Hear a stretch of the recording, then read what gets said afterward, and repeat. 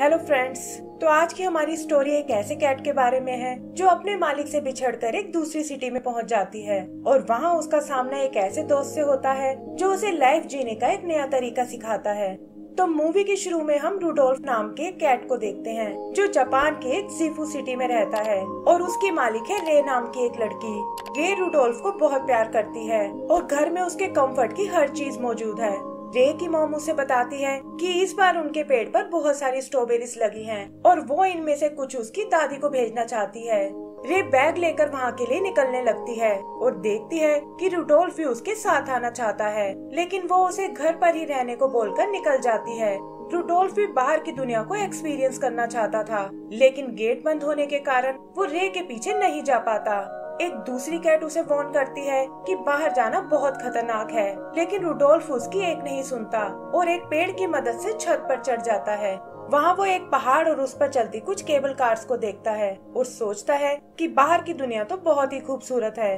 तभी उसकी नजर गेट पर पड़ती है जिसे रे की मॉम शायद खुला छोड़ गई थी और वो इसका फायदा उठाकर वहाँ से बाहर निकल जाता है।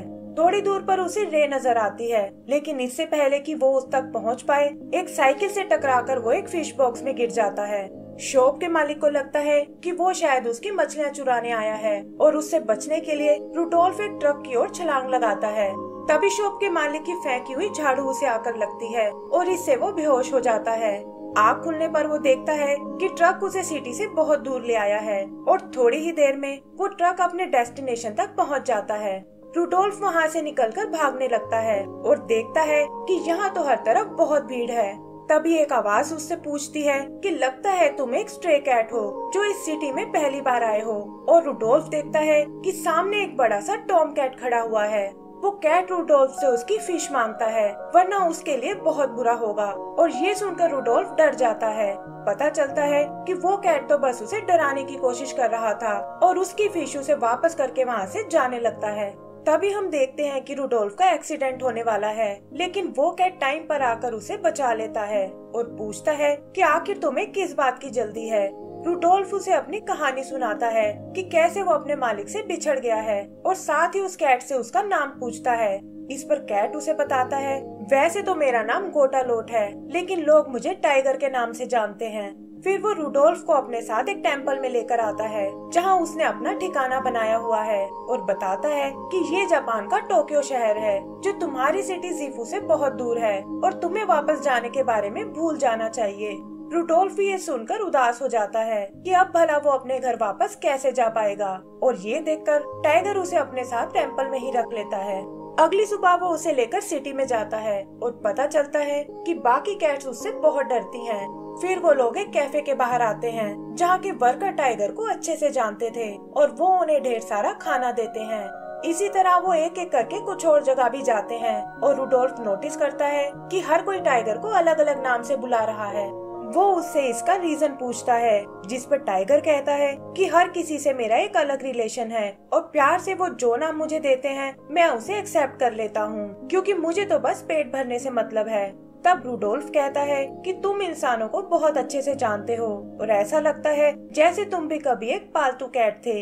ये बात टाइगर को बिल्कुल अच्छी नहीं लगती और वो रूडोल्फ को वहीं छोड़कर चला जाता है।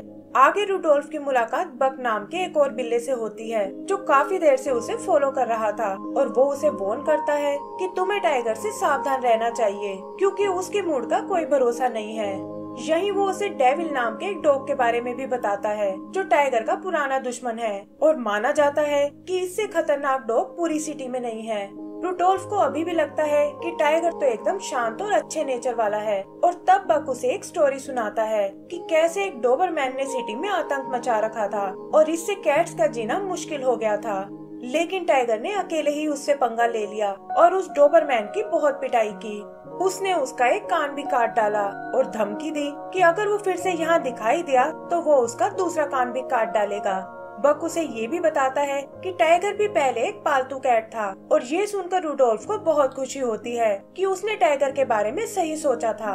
आगे हम उसे वापस टेम्पल में आते हुए देखते हैं जहाँ वो टाइगर से उसकी फाइट के बारे में पूछता है। टाइगर को ये सुनकर बहुत गुस्सा आता है कि रुडोल्फ इन सब बातों को मजाक में ले रहा है और वो उसे समझाता है कि एक स्ट्रे कैट को सरवाइव करने में बहुत मुश्किल आती है और तुम जैसी पालतू कैट ये कभी नहीं समझ सकती। तब रुडोल्फ उसे बताता है कि बक ने मुझे तुम्हारी सारी सच्चाई बता दी है कि कैसे तुम भी एक टाइम पर एक पालतू कैट थे। और ये सुनकर टाइगर उसे अपने साथ चलने को कहता है और उसे अपने मालिक का पुराना घर दिखाता है जो डेविल के घर के बगल में ही बना हुआ है। पता चलता है कि उसका मालिक अब अमेरिका शिफ्ट हो गया है, लेकिन जाने से पहले वो उसे इंसानों की भाषा को पढ़ना सिखाना चाहता था ताकि वो अकेले भी यहाँ सरवाइव कर सके। इसके लिए उसने बहुत मेहनत की और जल्दी ही वो इंसानों की लैंग्वेज को पढ़ना सीख गया। रुडोल्फ उससे इसके फायदे के बारे में पूछता है और टाइगर बताता है कि वैसे तो इसके बहुत से फायदे हैं, लेकिन सबसे अच्छा है इंसानों के मेन्यू को पढ़ पाना, जिससे पता चल जाता है कि आज कहाँ कौन सी डिश बनने वाली है। वहाँ से निकलते हुए उनका सामना डेविल से होता है जो टाइगर का मजाक उड़ाने लगता है कि शायद तुम यहाँ खाना ढूंढने आए हो और चाहो तो मेरा बचा कुचा खाना खा सकते हो। टाइगर को ये बात बिल्कुल अच्छी नहीं लगती, लेकिन वो बिना कुछ कहे वहाँ से चला जाता है। रुडोल्फ को भी डेविल की बात बहुत बुरी लगती है, लेकिन टाइगर उसे बताता है कि एक टाइम पर हम दोनों दोस्त हुआ करते थे, लेकिन अब वो मुझे नीचा दिखाने का कोई मौका नहीं छोड़ता। आगे वो रुडोल्फ और बक के साथ एक क्लासरूम में जाता है जहाँ वो एनिमल से रिलेटेड एक बुक को देखते हैं और टाइगर उन्हें उस बुक को पढ़कर दिखाता है। वो आंखें बंद करके उन्हें इमेजिन करने को कहता है और देखते ही देखते वो एनिमल्स की दुनिया में पहुँच जाते हैं जहाँ टाइगर एक एक करके उन्हें सभी एनिमल्स के बारे में बताता है। रुडोल्फ उसे ये स्किल खुद को भी सिखाने को बोलता है और टाइगर उससे प्रॉमिस लेता है कि वो इसे बीच में छोड़कर नहीं जाएगा।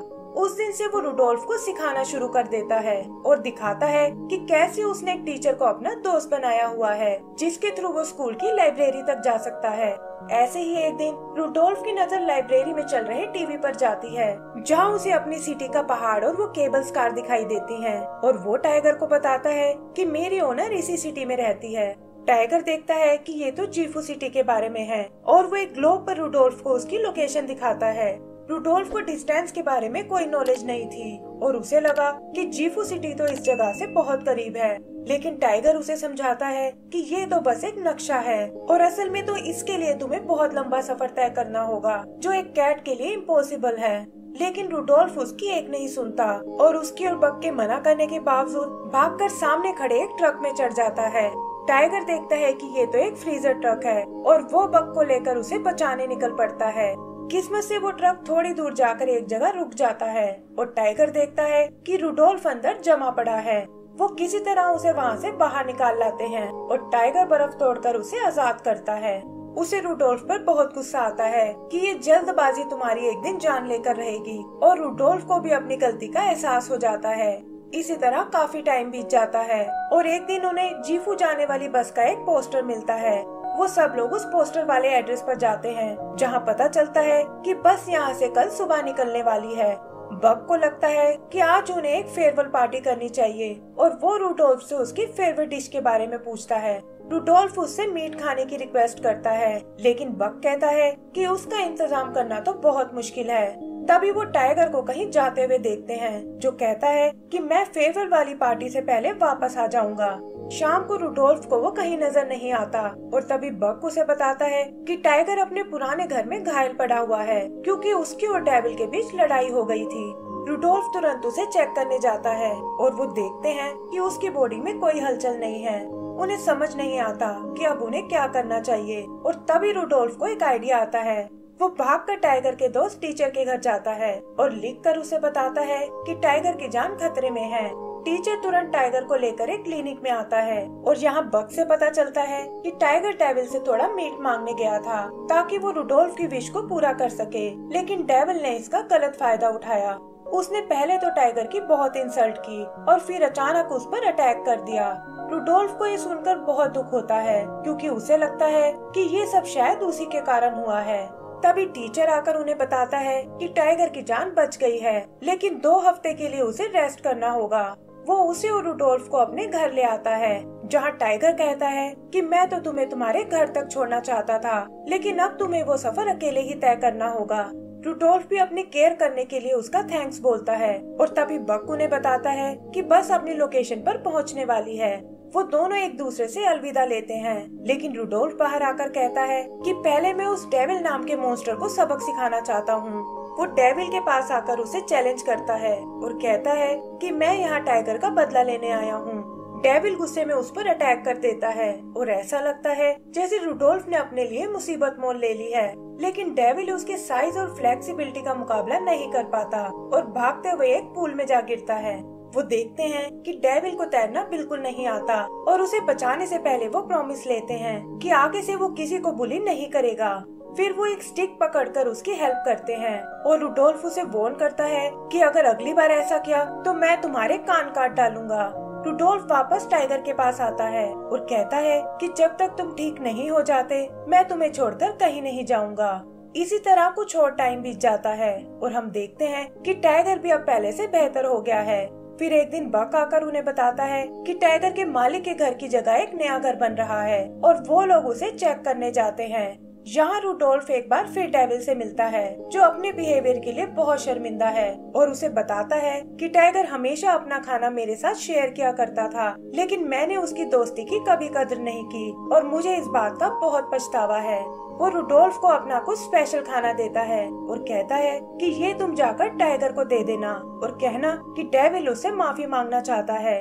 रुडोल्फ भी ऐसा ही करता है और टाइगर भी उसकी बात मान जाता है। फिर वो उसे एक शॉप तक लेकर जाता है और बताता है कि यहाँ से एक गाड़ी हाईवे तक जाने वाली है और तुम उसकी मदद से अपने घर जा सकते हो।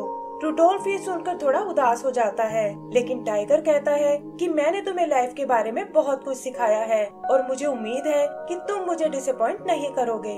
आगे वो उसे गाड़ियों के नंबर प्लेट्स पढ़ना सिखाता है ताकि वो जान सके कि कौन सी गाड़ी किस सिटी की है और उसी हिसाब से उन्हें चेंज कर सके।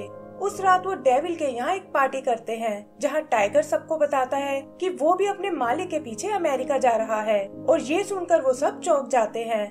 टाइगर कहता है कि मालिक ने ये घर बेच दिया है, जिसका मतलब वो कभी वापस नहीं आएगा और वैसे भी मैं अपनी लाइफ को एक मकसद देना चाहता हूँ। डेविल को ये सुनकर बहुत दुख होता है कि वो एक बार फिर अपने दोस्त को नहीं खोना चाहता, लेकिन टाइगर की खुशी के लिए वो मान जाता है। अगले दिन रुडोल्फ अपनी जर्नी शुरू करता है और हम देखते हैं कि नंबर प्लेट पढ़ने से उसे बहुत हेल्प मिल रही है। फिर अचानक उसकी एक गाड़ी पंक्चर हो जाती है, जिससे उसे आगे का रास्ता पैदल ही तय करना पड़ता है और जल्दी ही उसकी हिम्मत जवाब देने लगती है। तभी उसे टाइगर की कही बात याद आती है कि वो बीच में हार नहीं मान सकता और ये सोचकर वो एक बार फिर आगे बढ़ने लगता है। तभी उसे वो पहाड़ और वो केबल कार नजर आती हैं और वो समझ जाता है कि वो अपनी सिटी में आ पहुंचा है। वहाँ से भागता हुआ वो सीधा अपने घर आता है, लेकिन देखता है कि वहाँ तो उसके जैसी ही एक और कैट है। पता चलता है कि उस कैट का नाम भी रुडोल्फ है, जिसे रे 1 साल पहले ही लाई है और वो असल में रुडोल्फ का ही छोटा भाई है। उसका भाई बताता है कि कैसे रे की फैमिली बस एक ही कैट अफोर्ड कर सकती है और ये सुनकर रुडोल्फ को बहुत दुख होता है। फिर वो वहाँ से जाने का प्लान करता है और अपने भाई से कहता है कि अब तुम इस लाइफ को अच्छे से एंजॉय कर सकते हो।